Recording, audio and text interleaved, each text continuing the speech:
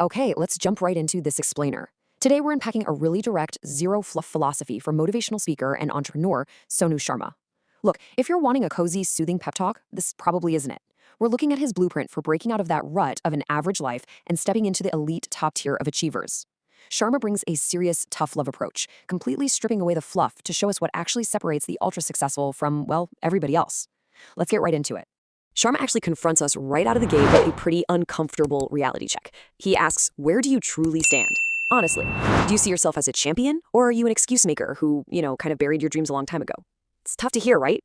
I mean, so many of us start projects with this massive enthusiasm, but then we just abandon them halfway through. And it's not some rare character flaw. It's honestly the default human condition. But recognizing that is the very first step to escaping it.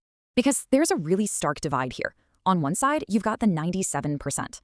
According to Sharma, these are the folks who wake up every single morning with all this hope, spend their afternoons making excuses, and then go to sleep wrapped in this heavy blanket of regret, just promising themselves, I'll start tomorrow. But then you have the 3%. These are the individuals who are financially free, the ones who are literally shaping the world. And here's the kicker. They don't have a magic wand. There is no secret sauce. What they do have are rules that are as hard as stone.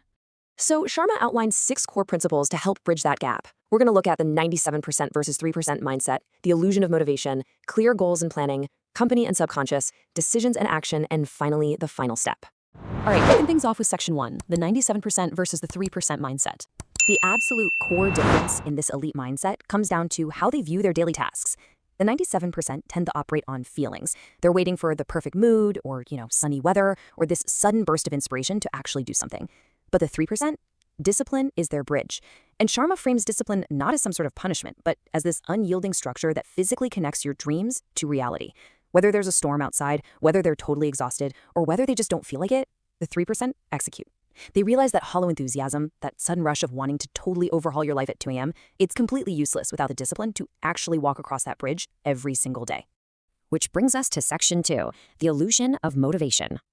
Now, this part challenges a massive self-help myth. We so often think we just need more motivation to succeed, right? But Sharma compares motivation to a fever, or like being intoxicated. You watch a great video, you feel like you can punch a hole straight through the sky, you make this massive, crazy timetable, and for 4 days you study 10 hours a day. By day 5, you feel like you've conquered the world. But by day 7, well, you're right back to your old average routine. Motivation is exciting, absolutely, but it's temporary. It fades. Discipline and consistency, on the other hand, are honestly pretty boring a lot of the time, but they're permanent, and they are the only things that actually create real results. To really drive this home, the source brings up this incredible anecdote about Indian cinema icon Amitabh Bachchan. We're talking 60 years of consistent lights, camera, action. For 6 decades, he has heard those exact same 3 words. It's totally repetitive, it's a routine, and yet he approaches this boring, repetitive work with the exact same honesty and excitement today as he did decades ago. That is the true secret of the 3%. Think of a drop of water repeatedly hitting a rock until it literally wears a hole through it. The power isn't in the drop, it's in the consistency. All right, moving on to section 3, clear goals and planning. So once you ditch that reliance on fleeting motivation, you need precise direction. Just vaguely saying, I want to be rich is a pretty hollow wish. A true goal requires absolute precision. It has to be specific, measurable, and time-bound. A perfect example given in the source is saying, I want to earn 50 lakh rupees from my business in the next 12 months. When your goal is blurry, your energy is completely scattered. I mean, you might be running really fast, but you aren't actually going to arrive anywhere. You have to lock in the exact math and the exact timeline of your destination. But how do you actually execute a specific goal like that? Well, through organized planning. Sharma shares his own personal method for writing his book, 24 Chapters of Success. The human brain gets completely terrified of massive tasks. So he just broke it down. Step 1, just plan 1 chapter a month. Step 2, write just 200 words a day. I mean, that sounds ridiculously easy, right? But step 3 shows the math. 200 words a day becomes 6,000 words a month, which eventually becomes a completed, published book.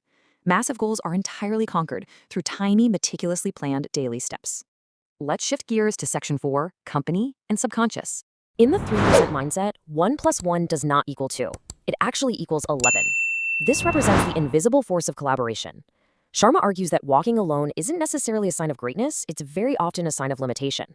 When 2 minds come together for a single objective, it doesn't just add up. It creates a third, invisible force. 1 plus 1 becomes 11. But, and this is a big but, you have to curate your circle carefully. You need to sit with people who are better than you, people who challenge you, rather than just comfort you.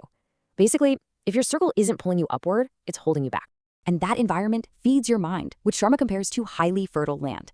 Your subconscious cannot remain empty. If you don't deliberately plant the seeds of success, discipline, and consistency, then the weeds of fear, worry, and excuses are just going to grow naturally on their own. Sharma insists that you actually have to program your subconscious every single night before sleep. Feel your goals as if they are already real right now, because your subconscious literally can't tell the difference between imagination and reality. And once it's aligned, the whole world can't stop you. Next up is Section 5, Decisions and Action. When it comes to speed, overthinking is an absolute trap, and the 5-minute, 5-second rule is your way out. Sharma observes that procrastination is the greatest thief of time. It makes you feel busy while ensuring you never actually move forward. He points out how some folks will spend 20 minutes just staring at a restaurant menu. Successful people make decisions incredibly fast, and they change them very slowly. So the rule is simple. If a decision takes only 5 minutes to execute, make the choice in 5 seconds. If you're wrong, you learn. If you're right, you win. But indecision, that guarantees you lose. The reality of taking action is captured so beautifully in this quote from Dashrath Manji, famously known as the Mountain Man. People completely laughed at him when he took a chisel and hammer to a 30-foot mountain. But when he finally carved a path straight through it and people asked how he did this magic, he just showed his bleeding hands and said, "This is not magic, this is math. Just breaking one stone every day." Overthinking is literal paralysis. Clarity doesn't come from sitting around thinking about it. It comes directly from taking action. Which brings us to our final section, the final step.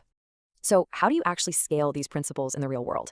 In the source material, Sharma imparts a personal recommendation. He attributes his own massive success, from training hundreds of corporations to gaining millions of followers, to one specific skill: communication. To that end, he offers a structured 11-module course, distilling his 25 years of experience.